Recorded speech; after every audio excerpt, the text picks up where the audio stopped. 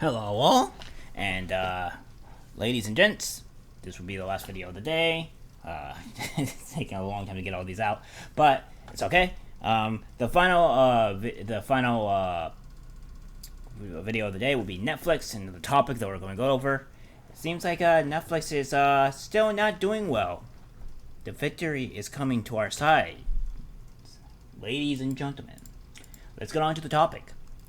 Netflix lays off about 150 employees, mostly in the U.S. Netflix on Tuesday said it has laid off about 150 people, mostly in the United States, as the streaming service company faces slowing growth. The layoffs represent approximately 2% of the company's workforce in the United States and Canada. These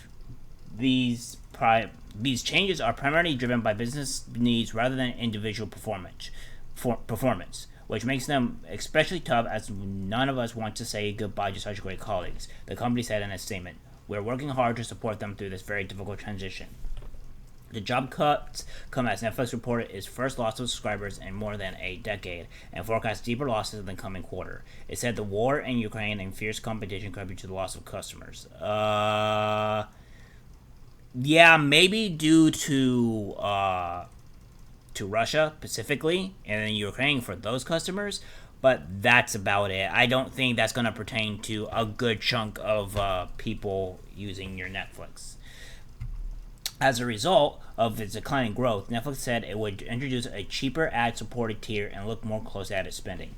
We're trying to be smart about it and prudent in terms of pulling back on some of that spend growth to reflect the realities of the revenue growth of the business, Netflix chief financial officer Spencer Newman told investors during the company's most recent earnings call. Well, yeah. What I'm excited about, they're going to do a huge amount of layoffs, but it's also not like a huge amount of layoffs either that they're also pertaining to. It will be a lot about to specifically what's going to be happening here, which would be this. Now, you guys won't see this specifically, mostly just due to the fact that you have to have a little app or add-on that will let you see this dislike count. I use this mostly so I can see who dislikes my video and who doesn't dislike my videos, so I can get an a good representation if my videos are terrible or if they're good. And so far I haven't gotten too many, so I think that's a good plus side there.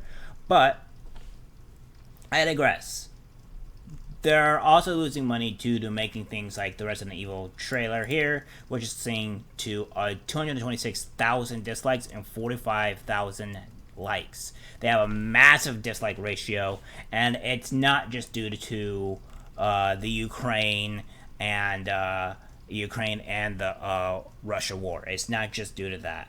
It has to do with like making videos or making trailers or shows like this, and like, I think the very last one that they made, I think recently, was Cowboy Bebop, which that did very poorly.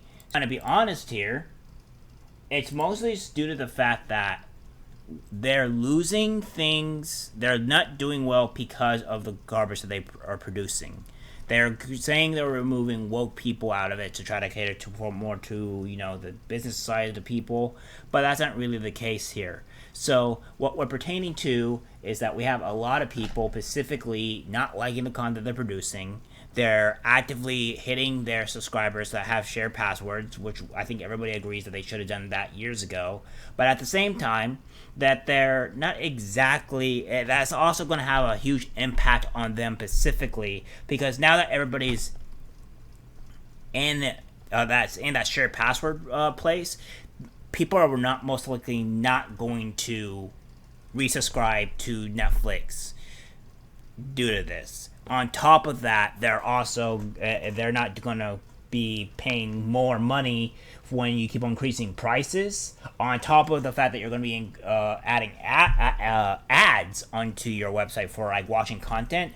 I'm not quite sure exactly where that will pertain to in terms of like what price that you have to pay for that to go away. But either way, you're paying for a service and you're getting ads. And nobody wants that. Nobody likes advertisements, so they're going to add this on top of everything else, and it's going to be a huge issue for them. That's going to make them lose revenue.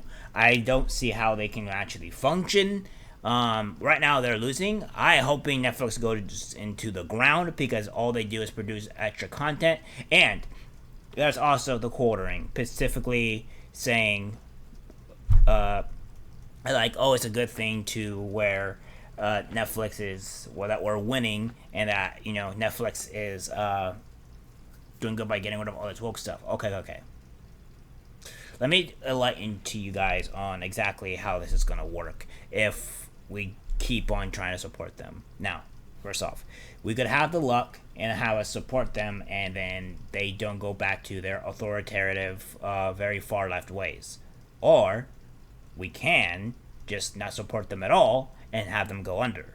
And the reason why I'm more supporting for them to have to go under is because I got a feeling if we give them money after they say all this, which I think this is a bait for anybody that's saying like, oh well, they're not supporting this stuff. All right, let's go. No.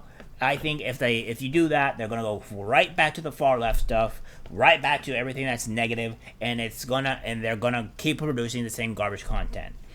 At this point, we need to start voting with our wallets and say no, the hell with that, and wait for another company that replaces them that will do a better job. There will be a better company eventually. They will be taken over, and hopefully we can get some way better content and all that without having to push very far leftism. I would like to say don't have to cater to the right or the left. I'd rather just them be apolitical and just produce content that's good for everyone that we can consume.